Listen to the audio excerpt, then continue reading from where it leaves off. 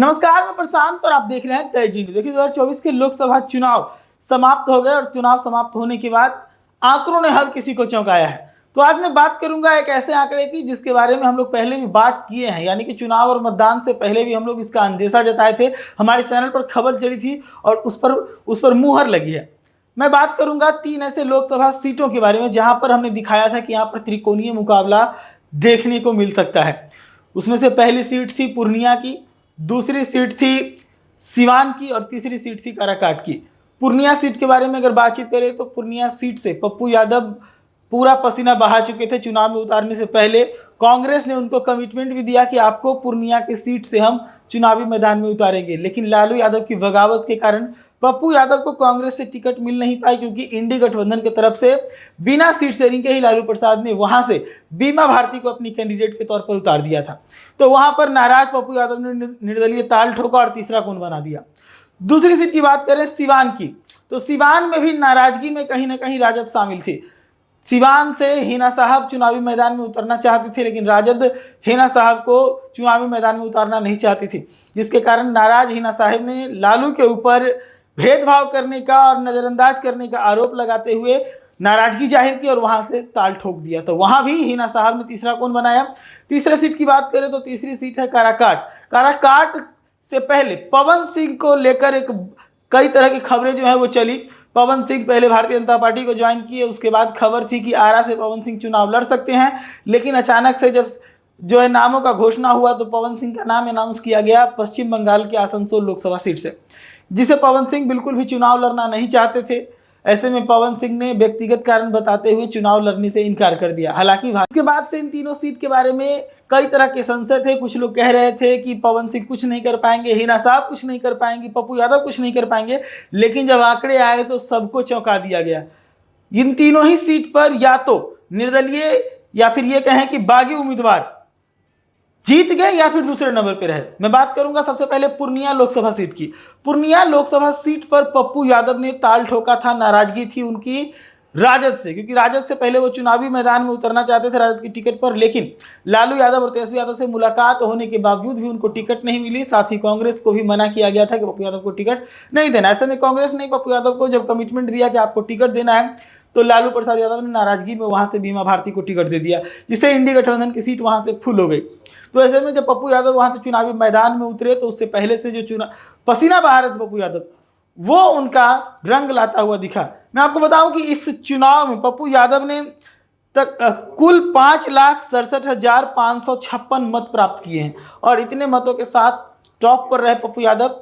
और जो उनका जीत का गैप है वो बहुत ज़्यादा नहीं है, लेकिन फिर भी एक निर्दलीय कैंडिडेट के तौर पर पप्पू यादव ने 23,847 मतों के गैप से संतोष कुमार कुशवाहा, जो कि जदयू के कैंडिडेट थे, उनको हराया। अब यहाँ पर इंटरेस्टिंग चीज़ ये है कि जिस सीट को लेकर लालू इतने एग्रेसिव हुए कि अचानक से बिना किसी से सीट शेयरिंग किए ही बीमा भारती को उतार दिए थे, वो बीमा भारती बस उतनी ही वोटों के आसपास रह गई जितनी वोटों के अंतर से पप्पू यादव जीत गए। बीमा भारती को जो प्राप्त मत हैं वो मात्र 27,120 मत ही हैं। इतने ही मतों से बीमा भारती को संतोष करना पड़ा। दूसरे नंबर पर संतोष कुमार कुशवाहा रहे, वो पप्पू यादव को कड़ी टक्कर दिए। पूरे दिन दोनों के बीच में उठापटक चली, कभी पप्पू यादव ऊपर हो रहे थे तो कभी संतोष कुशवाहा ऊपर हो रहे थे। लास्ट में जाकर पप्पू यादव ने अंतिम समय में संतोष कुशवाहा को चित किया और उस वक्त तक संतोष कुशवाहा ने जो कुल मत प्राप्त किया था वो 5,43,709 थे। तो ये पूर्णिया लोकसभा सीट की बात हुई, जहां पर पप्पू यादव ने निर्दलीय कैंडिडेट के तौर पर चुनाव लड़ा और वहां से जीत दर्ज की। इससे पहले ही पप्पू यादव निर्दलीय कैंडिडेट के तौर पर चुनाव जीत चुके हैं। दूसरी सीट की बात करें सिवान की। सिवान के बारे में मैंने पहले ही कहा था कि वहां से हिना साहब राजद से नाराज थी और वो नाराजगी के कारण निर्दलीय कैंडिडेट के तौर पर वहां पर ताल ठोक दिया। अब वहां पर भी आप देखेंगे कि पूर्णिया में भी जो राजद से नाराज कैंडिडेट था वो राजद के कैंडिडेट को गर्त में ढकेल दिया। तो सिवान में भी जो राजद से नाराज कैंडिडेट हिना साहब हैं, उन्होंने भयंकर नुकसान पहुंचाया अवध बिहारी चौधरी को। अवध बिहारी चौधरी राजद के टिकट से वहां पर उतरे थे और तीसरे नंबर पर चले गए। पहले नंबर पर जो यहाँ पर थे वो विजय लक्ष्मी देवी, जो कि जदयू के टिकट से चुनावी मैदान में थी। विजय लक्ष्मी देवी को कुल 3,86,508 मत प्राप्त हुए और उनके जो जीत का अंतर था हिना साहब से वो था 92,857, यानी कि काफी क्लोज पहुंची। सेकेंड नंबर पे होने के बावजूद भी काफी क्लोज पहुंची हुई थी हिना साहब।